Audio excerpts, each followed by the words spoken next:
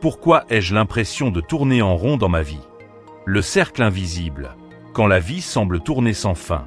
Il y a des moments dans la vie où tout semble figé. Tu avances, mais sans direction. Tu changes, mais sans transformation.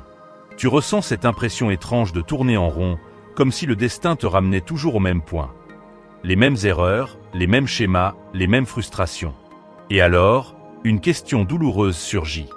Pourquoi ai-je l'impression que rien ne bouge, que tout recommence sans cesse? Cette sensation de stagnation n'est pas une illusion. C'est un signal. Un appel silencieux de ton âme qui t'invite à regarder plus profondément, non pas autour de toi, mais en toi. Le stoïcisme, une boussole pour les âmes qui tournent en rond. Les stoïciens, Épictète, Sénèque, Marc Aurèle, ont eux aussi connu cette lassitude. Ils ont vécu des vies marquées par la répétition des épreuves, les déceptions humaines, les injustices du pouvoir. Et pourtant, loin de se perdre dans ce cycle, ils ont découvert une vérité qui traverse les siècles. Ce n'est pas les choses qui nous troublent, mais les jugements que nous portons sur elles. Épictète. Autrement dit, ce n'est pas la vie qui tourne en rond, c'est ton regard qui reste immobile. Ce que tu crois être une impasse n'est peut-être qu'une boucle de compréhension inachevée. La vie répète ses leçons jusqu'à ce que tu les comprennes. Chaque échec, chaque retour en arrière, chaque impression de déjà-vu n'est pas une punition. C'est une occasion d'éveil. Et le stoïcisme t'enseigne à lire ces signes, à percer le sens derrière la répétition. Le cycle naturel de l'existence. Tout dans la nature avance par cycle. Le soleil se lève, décline, puis revient. Les saisons meurent et renaissent. La vie n'est pas une ligne droite, c'est un cercle. Mais dans ce cercle, rien n'est identique. Ce que tu vis n'est pas une répétition, mais une spirale. Chaque tour t'emmène plus haut ou plus bas selon ta conscience. Marc Aurèle écrivait « Tout ce qui arrive est familier.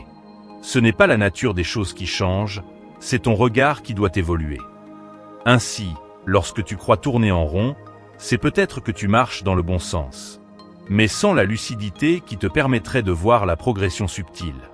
L'illusion du mouvement. Dans notre époque agitée, tout bouge vite. Nous confondons souvent activité et évolution. On change de travail, de relation, de projet. Mais à l'intérieur, les mêmes émotions, les mêmes blessures reviennent. Tu peux fuir le monde, mais jamais ton âme. Sénèque. Le stoïcisme nous confronte à cette vérité. Tu ne peux pas t'échapper de toi-même. Tu peux changer de décor, mais si ton esprit reste prisonnier des mêmes pensées, tu revivras les mêmes situations.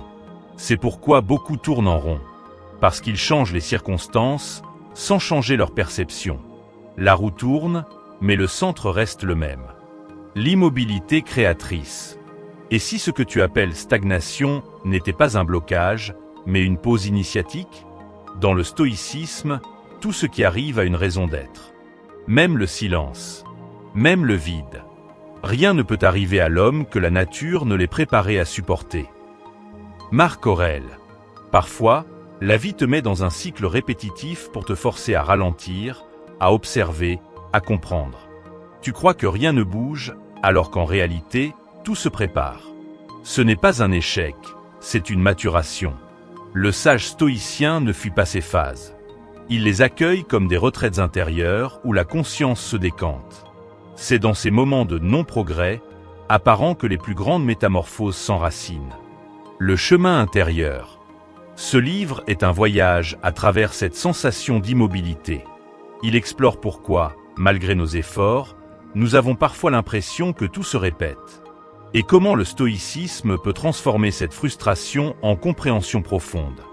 Nous y verrons que la stagnation n'est pas une punition du destin, mais un reflet fidèle de nos résistances intérieures. Chaque boucle de vie est une invitation à revisiter ce que nous n'avons pas encore accepté, guéri ou compris. Ce que tu refuses de regarder en toi, la vie te le ramènera sous une autre forme. Marc Aurèle, adapté. Les récits et la sagesse. Au fil des chapitres, nous rencontrerons des hommes et des femmes, anciens et modernes, qui ont compris, grâce au stoïcisme, comment briser ce sentiment de tourner en rond. L'histoire d'un soldat romain revenu des batailles sans but. Celle d'une femme moderne enfermée dans une routine oppressante. Ou encore celle d'un philosophe stoïcien découvrant la paix dans la répétition quotidienne des gestes simples. Ces anecdotes, entrelacées aux enseignements d'Épictète, Sénèque et Marc Aurèle, nous guideront vers une conclusion simple. Le véritable mouvement ne vient pas du monde extérieur, mais de la clarté intérieure. L'objectif de ce livre, ce n'est pas un livre pour t'apprendre à bouger plus vite, mais pour t'aider à voir autrement, pour que tu comprennes que le sentiment de tourner en rond n'est pas un mur, mais une porte vers un nouveau niveau de conscience. Nous explorerons, en 5 grands chapitres, les dimensions de ce cercle invisible, les cycles invisibles de la vie, comprendre la répétition, les résistances intérieures, quand l'esprit refuse d'avancer, les illusions du contrôle, vouloir tout changer, c'est tourner en rond, les leçons non apprises, comment la vie répète ses messages, renaître dans le même décor, transformer la boucle en ascension. Le stoïcisme ne t'invite pas à briser le cercle, mais à le comprendre, pour qu'il cesse d'être une prison et devienne un chemin. Car parfois, ce que tu appelles « tourner en rond » n'est rien d'autre que la vie qui t'enseigne la patience, la clarté et la véritable liberté intérieure. L'âme tranquille voit le monde comme il est. L'âme agitée le voit comme elle voudrait qu'il soit. Marc Aurèle. Chapitre 1. Les cycles invisibles de la vie, comprendre la répétition. Ce que nous appelons destin, ce sont nos habitudes devenues visibles. Épictète. 1. La répétition n'est pas un hasard. As-tu déjà eu cette étrange impression que certaines situations reviennent sans cesse dans ta vie? Les mêmes disputes, les mêmes déceptions, les mêmes types de relations. Comme si le scénario changeait à peine, mais que le fond restait identique. Tu te dis peut-être, pourquoi cela m'arrive encore? Mais pour le stoïcien, ce n'est pas un hasard. Ce que la vie répète, elle le fait pour te montrer ce que tu refuses encore de comprendre. Marc Aurèle écrivait « L'homme sage n'accuse ni les dieux, ni les hommes. Il regarde en lui-même la cause de ses troubles. » La répétition n'est donc pas une punition, mais un miroir. Chaque cycle est une invitation à grandir en conscience. Ce que tu n'intègres pas dans la compréhension, la vie te le ramène dans l'expérience. 2. Le cercle des expériences. Imagine la vie comme une école où les leçons se répètent jusqu'à être comprises. Tu peux changer de décor, d'emploi, de partenaire ou de pays. Si ton regard reste le même, les leçons reviendront, parfois sous un autre visage. Les hommes sont troublés non par les choses, mais par les opinions qu'ils ont des choses. Épictète. Le stoïcien comprend que le monde extérieur ne change pas tant que ton monde intérieur reste figé. Ainsi, tant que tu ne modifies pas ta perception, la vie continuera de te faire rejouer le même rôle, dans des scénarios différents. 3. L'histoire de Léa, la boucle des relations. Prenons l'exemple de Léa, une femme brillante, indépendante, mais toujours attirée par des partenaires instables et émotionnellement indisponibles. Chaque fois, elle se promet que, cette fois, ce sera différent. Pourtant, tout recommence. Les mêmes disputes, les mêmes blessures, les mêmes départs. Un jour, un ami lui dit « Si les mêmes histoires reviennent, peut-être que ce n'est pas eux, mais quelque chose en toi qui les attire. » Cette phrase la bouleverse. En découvrant le stoïcisme, Léa comprend qu'elle cherchait dans les autres une validation qu'elle refusait de se donner. Sa répétition n'était pas une malchance, mais une leçon sur l'amour de soi. Le jour où elle cesse d'attendre la paix des autres pour la construire en elle, le cycle se brise, non pas parce que le monde a changé, mais parce qu'elle a cessé d'en attendre ce qu'il ne pouvait lui offrir. 4. Le cycle comme loi naturelle. Dans la nature, tout fonctionne par cycle. Le jour et la nuit, la naissance et la mort, l'inspiration et l'expiration. Même les astres suivent des trajectoires circulaires. Le stoïcien observe cette harmonie universelle et comprend.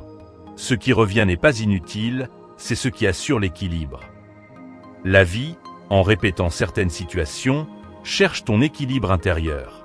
Elle te ramène à ce que tu dois ajuster, comprendre ou accepter. Si tu ignores la leçon, le cycle recommence. Mais si tu en saisis le sens, le cercle devient une spirale. Tu avances, plus haut, plus conscient. 5. La perception, clé du mouvement. Sénèque disait « Ce n'est pas parce que les choses sont difficiles que nous n'osons pas, c'est parce que nous n'osons pas qu'elles sont difficiles. Ta vie tourne en rond parce que ton regard tourne en rond. Tu répètes les mêmes pensées, les mêmes jugements, les mêmes réactions émotionnelles. Changer de vie sans changer de perception revient à tourner le volant sans déplacer la voiture. Le stoïcisme t'invite à observer sans juger, à remarquer ce qui revient, non pas comme un échec, mais comme un message. Chaque boucle est une information subtile. Regarde ici, tu n'as pas encore compris. Si, l'histoire de Marcus, la boucle du travail. Marcus, 37 ans, changeait d'emploi tous les 2 ans. À chaque fois, il se disait que le problème venait des patrons, des collègues, de la structure. Mais, inévitablement, la même frustration revenait. L'impression d'être sous-estimé, d'étouffer, de ne pas être reconnu. Un jour, en lisant les pensées pour moi-même de Marc Aurèle, il tombe sur cette phrase. Le bonheur de ta vie dépend de la qualité de tes pensées. Il réalise que sa souffrance n'était pas liée à son environnement, mais à son besoin constant de validation extérieure. Le monde n'était pas injuste, il reflétait simplement son propre doute intérieur. À partir de là, Marcus a cessé de chercher un environnement parfait. Il a choisi d'être son propre repère. Et pour la première fois, il est resté dans le même emploi plus de 5 ans. Non pas parce que tout allait bien, mais parce qu'il avait cessé de fuir ce qu'il devait comprendre. 7. L'acceptation consciente. Le stoïcien ne cherche pas à fuir la répétition. Il l'observe, il accueille. Il comprend que ce qui revient est l'écho de ce qu'il n'a pas encore intégré. Ainsi, la répétition devient un guide intérieur.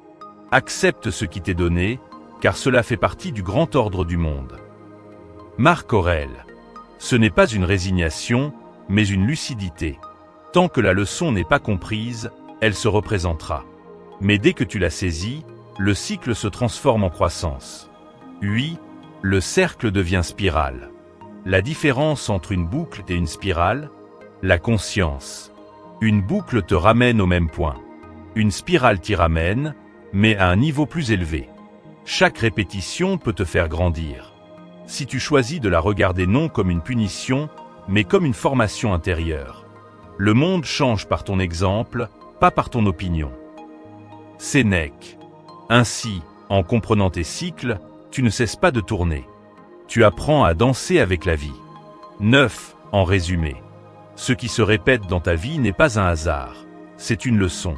La vie te renvoie sans cesse aux mêmes situations tant que tu n'as pas changé ta perception. Les cycles naturels sont des maîtres silencieux. Ils ne te punissent pas, ils t'éduquent. En comprenant et en acceptant la répétition, tu transformes le cercle en spirale, la stagnation en évolution. L'homme qui comprend le rythme de la vie ne lutte plus contre elle. Il s'accorde à sa mélodie. Marc Aurèle. Chapitre 2. Les résistances intérieures, quand l'esprit refuse d'avancer. Ce n'est pas le vent, mais l'orientation de ta voile qui détermine ta direction. Sénèque. 1. La prison invisible de l'esprit. Pourquoi avons-nous parfois l'impression de faire des efforts sans jamais avancer?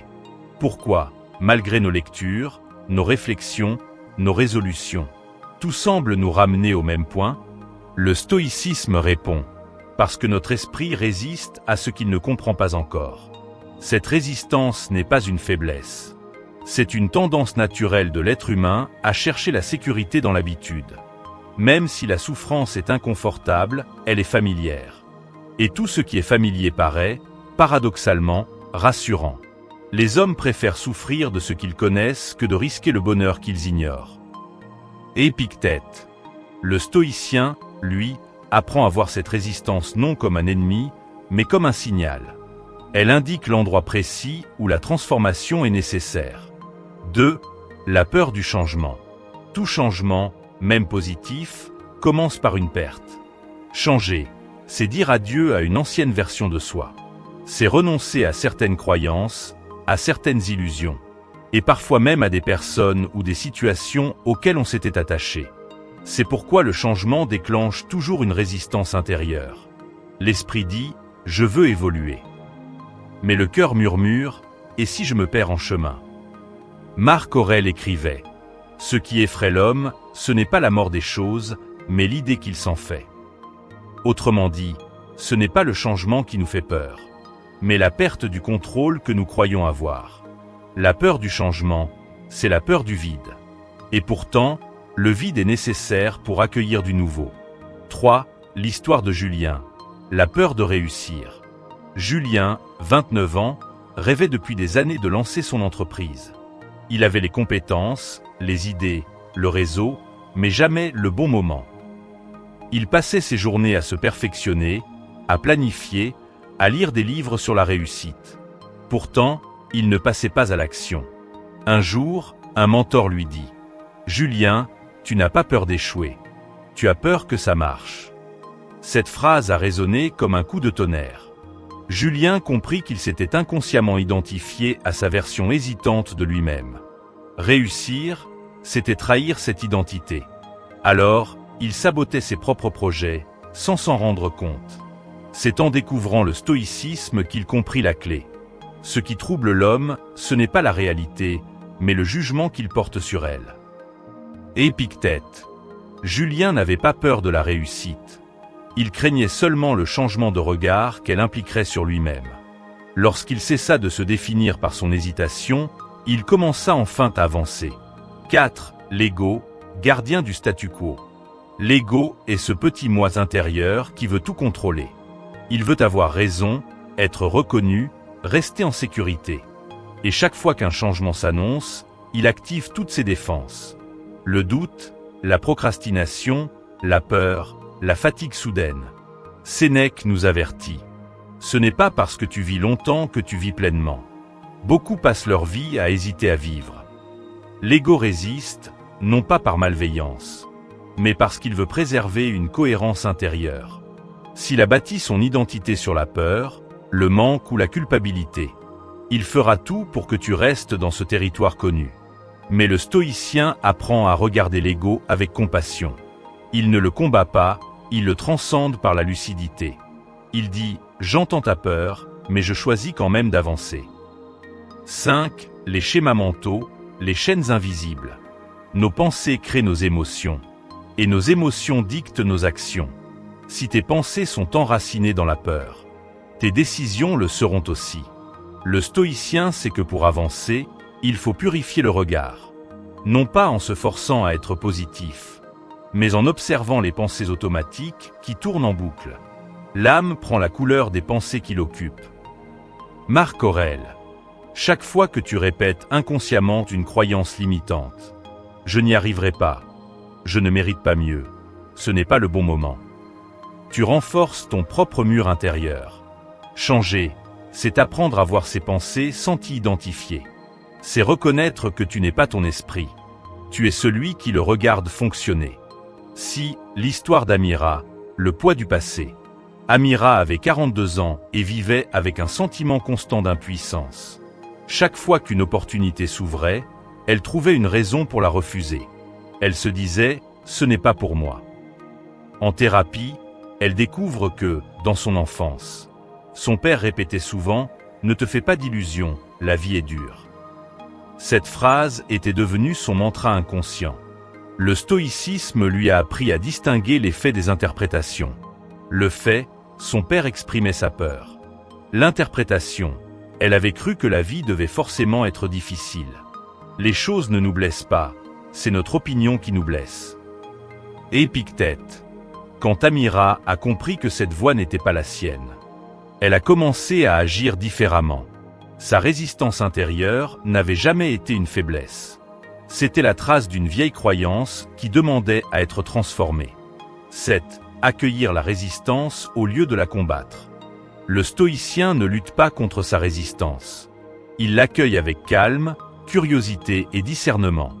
Il se dit « Si je résiste, c'est que je touche une limite intérieure. Et toute limite indique un seuil à franchir. Accepter sa résistance, c'est déjà lui retirer son pouvoir. C'est comprendre qu'elle n'est qu'une énergie de protection. Un mécanisme du mental pour éviter la peur de l'inconnu. Marc Aurèle le résume parfaitement. Ce qui empêche l'action fait avancer l'action. Ce qui se dresse sur le chemin devient le chemin. Chaque résistance peut donc devenir un tremplin. Ce que tu refuses d'affronter contient exactement la clé dont tu as besoin pour évoluer. 8. L'équilibre stoïcien. Avancer avec douceur. Le stoïcien n'avance pas en se forçant. Il avance en se comprenant. Il sait que la véritable force n'est pas dans la brutalité de la volonté, mais dans la clarté du regard. Plus tu comprends ce qui t'anime, moins tu luttes.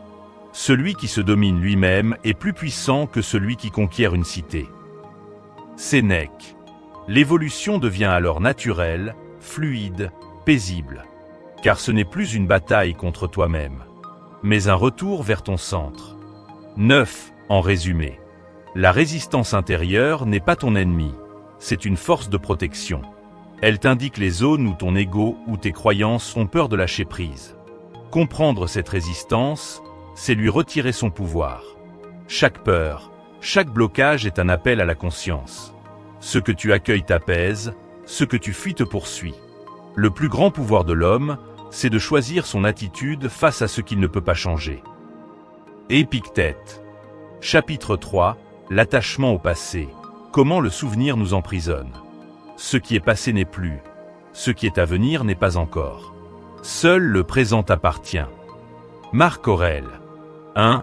Le poids des souvenirs. Combien de fois revivons-nous les mêmes scènes en boucle dans notre esprit? Un mot blessant, une erreur commise, une trahison, un échec. Le corps est ici, dans le présent. Mais l'esprit, lui, habite un temps révolu. Le stoïcisme nous enseigne que la douleur du passé ne vient pas du passé lui-même, mais du lien que nous entretenons encore avec lui. Nous ne souffrons pas des événements, mais des histoires que nous continuons de leur attacher. Ce qui trouble les hommes, ce ne sont pas les choses, mais les jugements qu'ils portent sur les choses. Épictète. L'attachement au passé, c'est une manière subtile de vouloir que la réalité soit différente. C'est une négociation intérieure avec ce qui ne peut plus être changé. Et cette lutte silencieuse nous empêche de vivre pleinement. 2.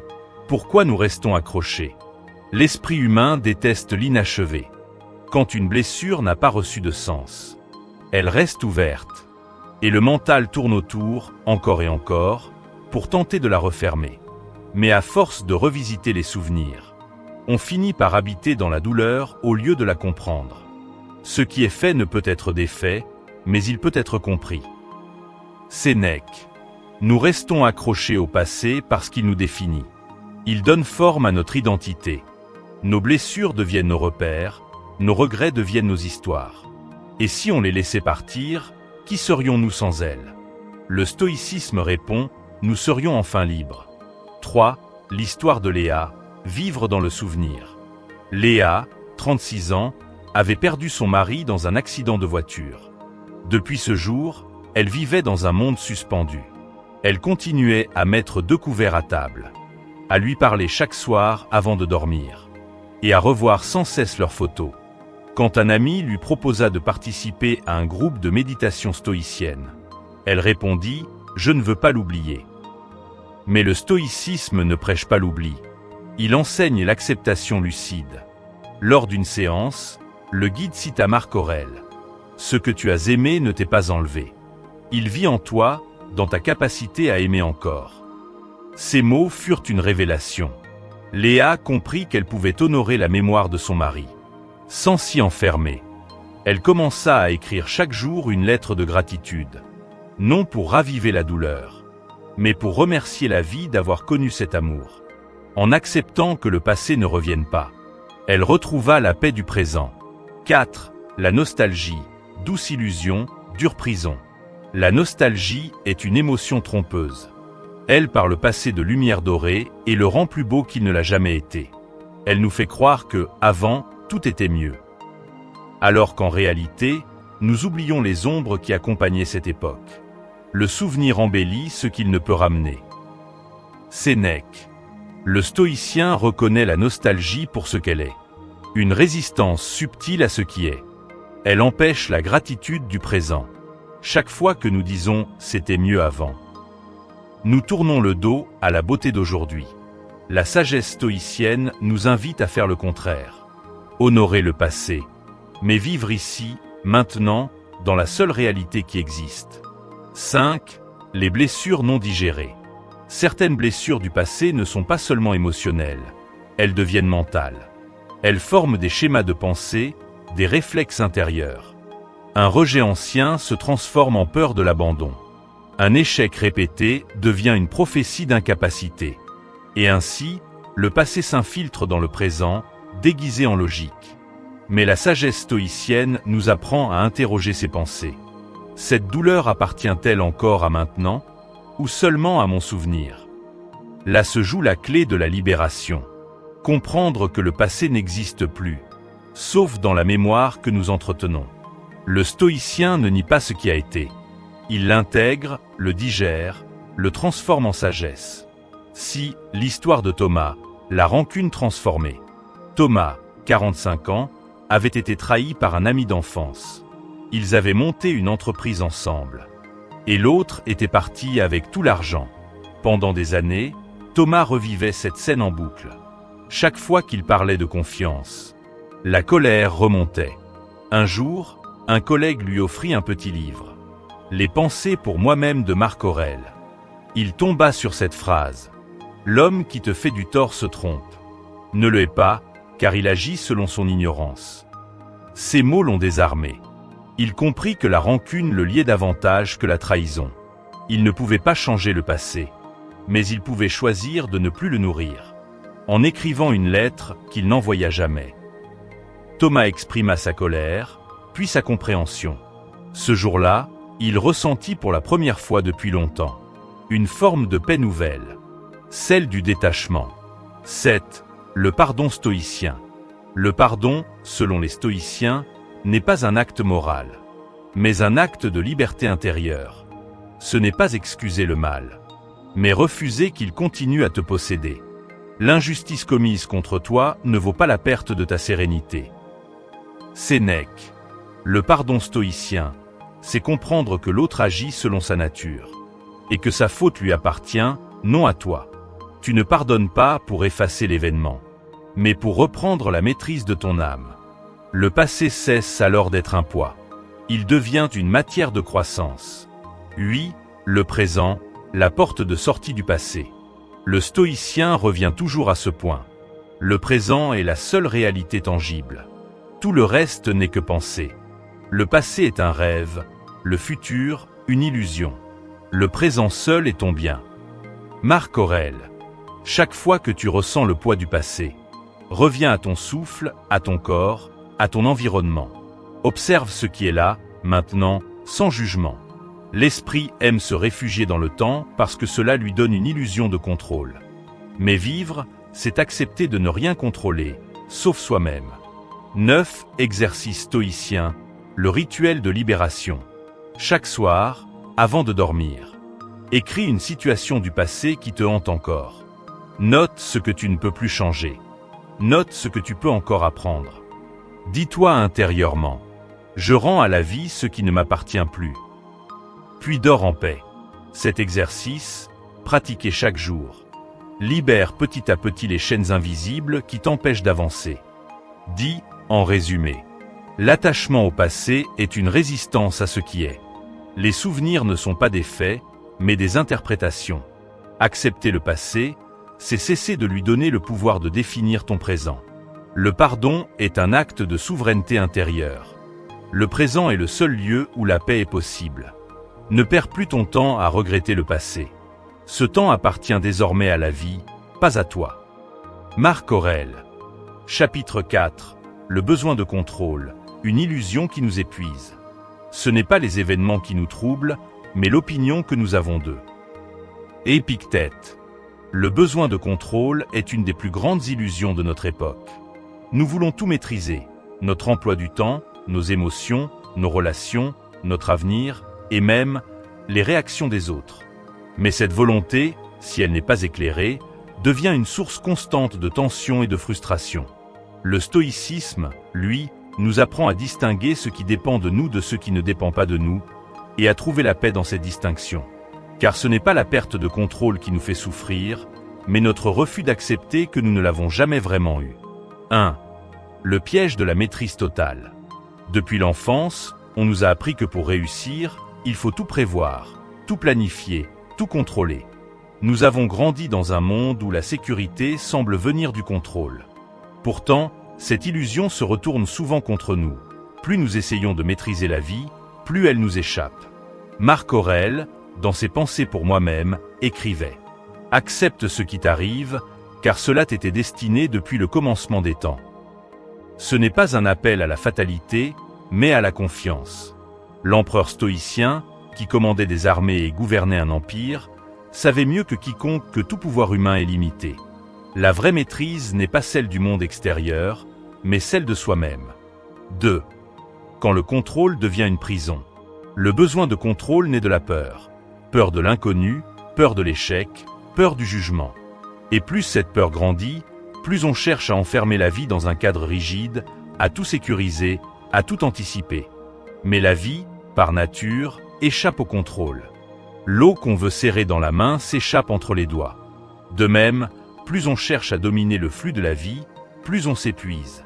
Une anecdote célèbre raconte qu'un disciple d'Épictète s'inquiétait sans cesse pour son avenir. Il craignait de perdre son emploi, sa santé ou l'amour de sa femme. Épictète lui répondit calmement « Quand tu veux que les choses soient autrement qu'elles ne sont, tu te bats contre les dieux. Apprends à vouloir ce qui arrive, et ta vie sera douce. » Cette phrase a suffi à bouleverser le jeune homme. Il comprit que son anxiété venait de sa lutte contre le réel, et non de la réalité elle-même. Il commença alors à se concentrer sur ce qu'il pouvait vraiment contrôler. Ses pensées, ses paroles, ses attitudes. Le reste, il apprit à le laisser aller. 3. Le contrôle de soi, la vraie liberté. Sénèque écrivait « Nul vent n'est favorable pour celui qui ne sait où il va. » Mais il ajoutait ailleurs « La plus grande victoire, c'est celle sur soi-même. » Le stoïcisme ne nous demande pas d'abandonner toute maîtrise, mais de déplacer notre centre de gravité, de la domination du monde extérieur vers la maîtrise du monde intérieur. On ne contrôle pas la météo, mais on contrôle la manière dont on s'habille. On ne contrôle pas le comportement des autres, mais on contrôle notre réponse. On ne contrôle pas la mort, mais on contrôle la façon dont on choisit de vivre. La véritable liberté commence là, dans cette frontière intérieure entre ce qui dépend de nous et ce qui ne dépend pas de nous. 4. L'épuisement du perfectionnisme. Le besoin de contrôle se cache souvent derrière une quête de perfection. On veut que tout soit comme prévu, comme imaginé, parfait. Mais cette poursuite incessante finit par vider notre énergie et notre joie de vivre. Prenons l'exemple d'Anaïs, une entrepreneuse passionnée qui voulait tout gérer dans son entreprise. Les finances, la communication, les clients, le marketing. Au début, son énergie semblait inépuisable. Puis vint la fatigue, l'anxiété, les insomnies. Elle voulait tellement que tout soit parfait qu'elle en oubliait de respirer.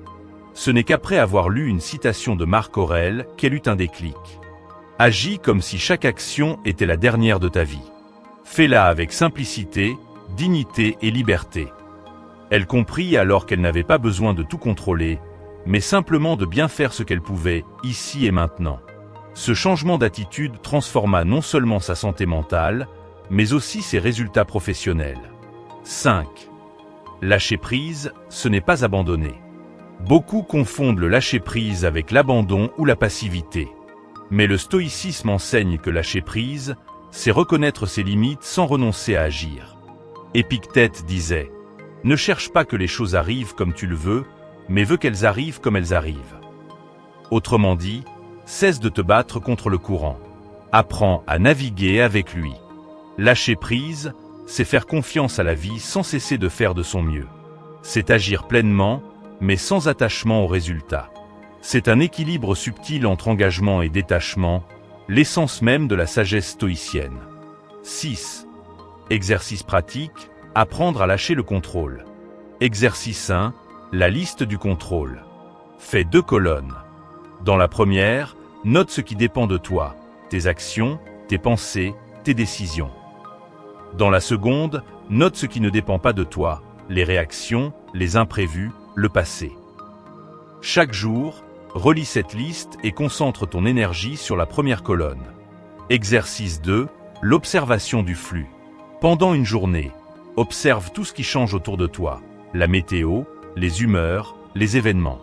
Remarque à quel point tout est mouvement.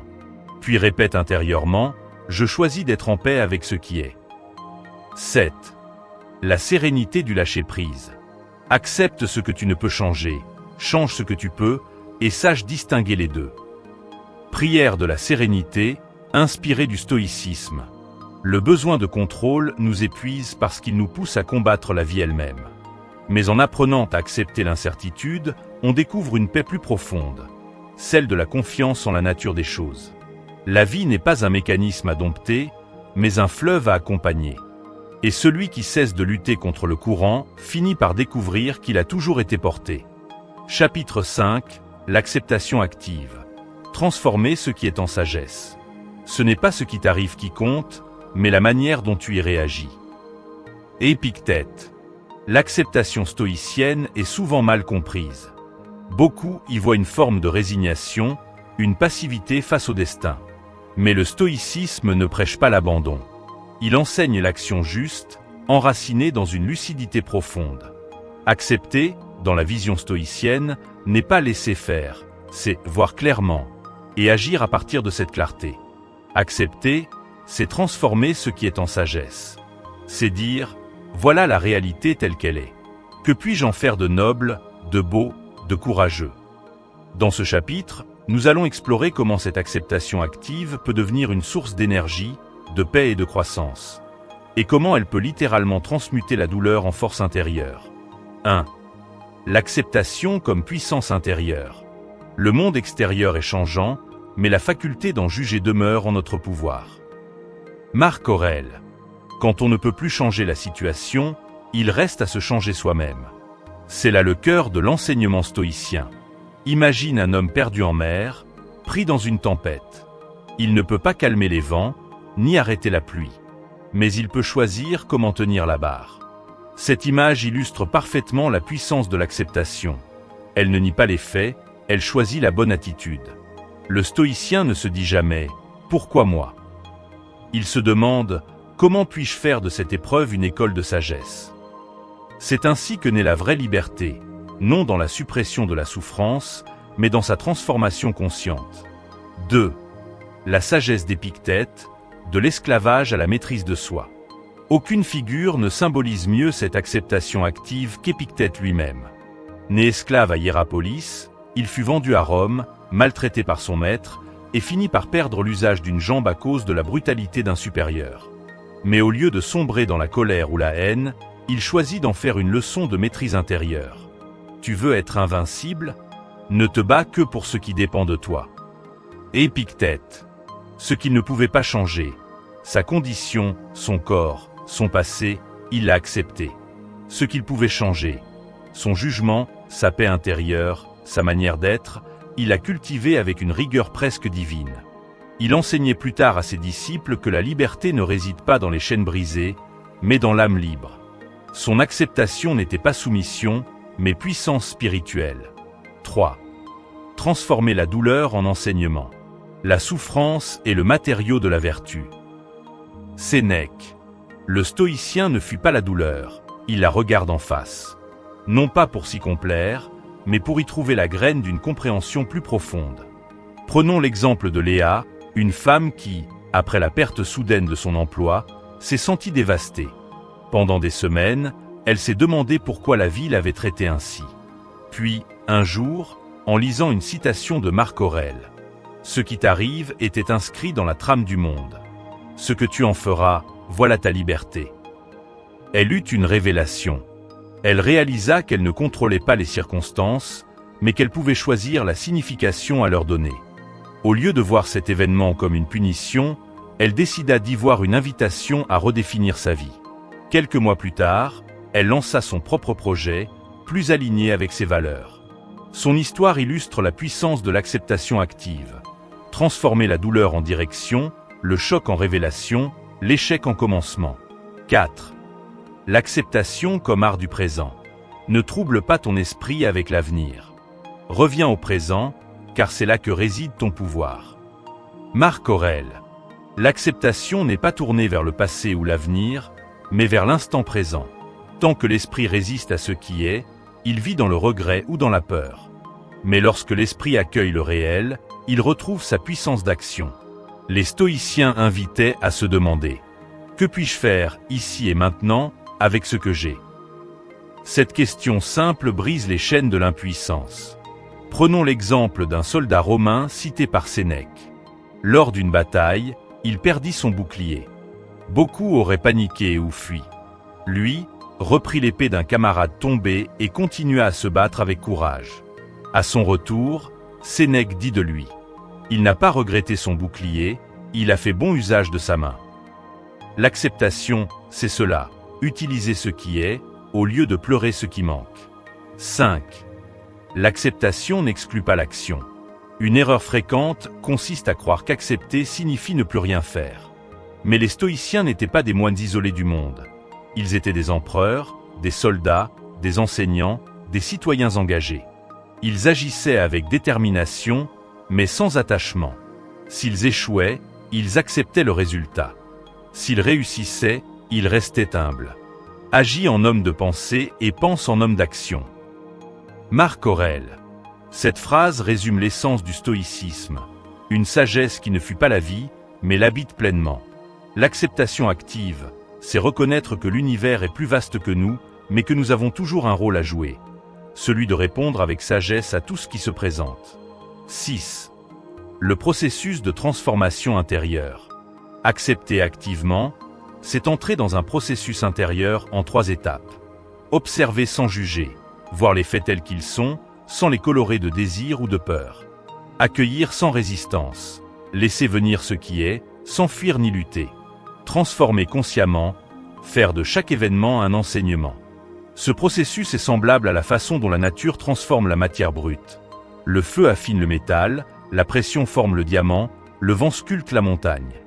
De même, chaque difficulté, quand elle est accueillie avec conscience, façonne l'âme. 7. Exemple contemporain de sagesse stoïcienne. Prenons l'histoire de Viktor Frankl, psychiatre et survivant des camps de concentration nazis. Dans l'enfer absolu, il trouva une vérité universelle. On peut tout enlever à un homme, sauf une chose, la dernière des libertés humaines, choisir son attitude face aux circonstances. Cette phrase est la quintessence du stoïcisme. Frankl, sans se réclamer explicitement d'Épictète ou de Sénèque, incarna le renseignement à travers l'épreuve la plus extrême. Il transforma l'inacceptable en compréhension, la souffrance en sang, l'horreur en humanité. Son œuvre, Man's Search for Meaning, est un témoignage vivant de l'acceptation active. Trouver la liberté dans la lucidité. 8. Exercice pratique, la transmutation stoïcienne. Étape 1, nommer la réalité. Face à un événement difficile, écris simplement ce qui est. Sans jugement, sans émotion. Étape 2, identifier ce qui dépend de toi. Que peux-tu changer? Que dois-tu simplement accepter? Étape 3, transformer. Cherche la leçon cachée, l'enseignement, la force que cette épreuve peut apporter. Étape 4, agir avec sérénité. Pose une action concrète, pas pour tout réparer, mais pour avancer avec clarté. 9. L'or caché dans la réalité. Ce qui gêne le chemin devient le chemin. Marc Aurèle. C'est peut-être la plus belle phrase du stoïcisme. Elle résume la philosophie entière de l'acceptation active. Ce qui te freine aujourd'hui n'est pas un obstacle, mais une initiation. Ce que tu fuis contient la clé de ta liberté. Ce que tu crois être une fin n'est souvent qu'un commencement déguisé. L'acceptation n'est pas la fin du combat. C'est la transformation du combat en danse. Et dans cette danse, chaque pas, même maladroit, devient un pas vers la sagesse. Conclusion. Apprendre à embrasser la vie telle qu'elle est. Le monde est changement, la vie est opinion. Marc Aurèle. Il y a dans la vie des moments où tout semble tourner en rond. Des saisons qui se répètent, des efforts qui paraissent vains, des portes qui se ferment sans explication. Nous cherchons la clé du progrès, du bonheur, de la paix. Et souvent, elle se trouve dans ce que nous fuyons le plus, l'acceptation. Non pas une acceptation molle ou fataliste, mais une acceptation consciente, vivante, stoïcienne. Celle qui regarde la réalité droit dans les yeux et dit « Je ne choisis pas toujours ce qui m'arrive, mais je choisis toujours ce que j'en fais. » C'est là que réside le cœur du stoïcisme, est peut-être le secret de toute évolution véritable. 1. Comprendre la nature du monde, tout change, tout passe. Tout ce qui existe est éphémère, comme une rivière en mouvement. Marc Aurèle. La vie n'est pas un chemin linéaire, mais un fleuve. Elle serpente, parfois s'apaise, parfois se cabre dans la tempête. L'homme souffre non pas à cause des événements eux-mêmes, mais parce qu'il veut que les choses demeurent fixes dans un univers qui change sans cesse. Nous voulons que les autres restent les mêmes, que nos projets réussissent toujours, que nos émotions soient stables, que nos certitudes nous protègent. Mais rien de tout cela n'est dans notre contrôle. Le stoïcien apprend à danser avec le courant, au lieu d'y résister. Il comprend que tout ce qui naît finira par se transformer, et que cette impermanence n'est pas une tragédie, mais la condition même de la vie. Tu ne peux pas traverser la même rivière deux fois. Héraclite. L'acceptation stoïcienne, c'est cette sagesse fluide, reconnaître que tout change, et voir dans ce changement une invitation à s'adapter, à grandir, à s'éveiller. 2. La liberté intérieure, le seul royaume que rien ne peut menacer. Il n'est pas libre celui qui dépend du hasard. Sénèque. Le stoïcisme nous enseigne une vérité simple mais révolutionnaire. Ta liberté ne dépend pas des circonstances, mais de ta conscience. Le monde extérieur, les événements, les autres, le temps, t'échappera toujours. Mais ton jugement, ton attitude, ta façon d'accueillir les choses t'appartiennent entièrement. Cette liberté-là ne se conquiert pas une fois pour toutes, elle se cultive chaque jour. C'est un entraînement de l'âme, une vigilance constante. Regarde Épictète, esclave, battu, humilié, et pourtant libre intérieurement. Regarde Marc Aurèle, empereur, accablé de responsabilités, de guerre, de trahison, et pourtant serein. Leur grandeur vient de là. Ils avaient bâti en eux un royaume que rien ne pouvait envahir. Et ce royaume, tu peux le bâtir aussi, pierre après pierre, pensée après pensée. 3. Les obstacles sont les portes de la transformation. Ce qui gêne le chemin devient le chemin. Marc Aurèle. La vie te teste, non pour te punir, mais pour te révéler. Les obstacles ne sont pas là pour t'arrêter, mais pour t'enseigner quelque chose que la facilité ne t'aurait jamais appris. Sénèque disait « Aucun homme n'a été rendu vertueux par le plaisir. » La douleur, la perte, l'échec, l'incertitude, voilà les véritables maîtres. Mais ils ne livrent leurs leçons qu'à ceux qui savent les écouter sans résistance. Accepter ce qui est, ce n'est pas dire « tout va bien », mais plutôt « je choisis de grandir à travers cela ». Chaque fois que tu traverses une épreuve avec lucidité, tu renforces ton âme. Et chaque fois que tu fuis la réalité, tu t'affaiblis un peu plus. Le stoïcisme ne te promet pas une vie sans tempête. Il t'apprend à devenir celui qui tient la barre, même au cœur des vagues. 4. Le sens du progrès, être plutôt qu'avoir. Ne demande pas que les choses arrivent comme tu le veux. Veux qu'elles arrivent comme elles arrivent, et tu seras heureux. Épictète. Nous confondons souvent progrès et accumulation. Nous croyons avancer parce que nous possédons plus, parce que nous réussissons davantage, parce que nous sommes plus visibles. Mais dans la vision stoïcienne, le véritable progrès est intérieur. Ce n'est pas ce que tu obtiens, mais ce que tu deviens. Chaque jour où tu te montres patient, courageux, juste, modéré, tu avances réellement. Chaque instant où tu résistes à la colère, à la peur, à la vanité, tu franchis un pas vers la sagesse. Et un jour, sans t'en rendre compte, tu réalises que tu ne tournes plus en rond. Tu marches. Lentement peut-être, mais avec direction. Et ce chemin, celui de la maîtrise de soi, ne mène pas au monde extérieur, mais vers l'intérieur, là où se trouve la paix. 5. L'acceptation, dernière étape de la liberté. Celui qui accepte ce qui est ne peut être troublé. Sénèque. Accepter la vie, c'est lui rendre sa beauté. C'est cesser de se battre contre ce qui est déjà là, et retrouver la force de l'action juste. L'acceptation active est la forme la plus haute de la liberté, car elle unit la lucidité et la sérénité. Tu n'es plus esclave de tes désirs, ni prisonnier de tes peurs. Tu deviens un témoin conscient de la vie, capable de dire « oui », même à ce qui te défie. Le stoïcien n'est pas insensible. Il ressent, il pleure, il espère, il aime. Mais il ne se laisse plus dominer par ses forces. Il les accueille comme des visiteurs. Il leur offre le thé, mais ne les laisse pas gouverner sa maison. 6. L'enseignement ultime, vivre en accord avec la nature. Suis la nature comme un fidèle compagnon, et jamais tu ne seras perdu. Marc Aurèle. Le stoïcisme enseigne que la paix naît de l'harmonie avec le cosmos, avec la nature des choses. Quand tu cesses de vouloir que le monde s'adapte à toi, et que tu choisis de t'adapter au monde, tu entres dans un état d'équilibre profond. C'est cela, l'acceptation véritable. Comprendre que tu fais partie d'un tout plus grand, et que chaque instant, même le plus douloureux, a sa place dans ce vaste ordre universel. Alors tu cesses de lutter, non parce que tu as renoncé, mais parce que tu as compris. Et dans cette compréhension, il n'y a plus de peur. Seulement une paix immense, simple, silencieuse. 7. Le dernier mot, embrasser la vie. Aime le destin. Amor fati. Cette phrase, gravée dans la philosophie stoïcienne, est peut-être le plus grand des enseignements. Aimer le destin. Non pas le subir, non pas le supporter, mais l'aimer, c'est la forme la plus pure de sagesse. Quand tu dis oui à la vie dans sa totalité, à la lumière comme à l'ombre, à la naissance comme à la fin, tu redeviens un avec le monde. Et à ce moment-là, tu ne cherches plus à évoluer selon tes attentes. Tu te laisses évoluer naturellement, porté par le flux du réel. Tu cesses de tourner en rond, parce que tu cesses de fuir.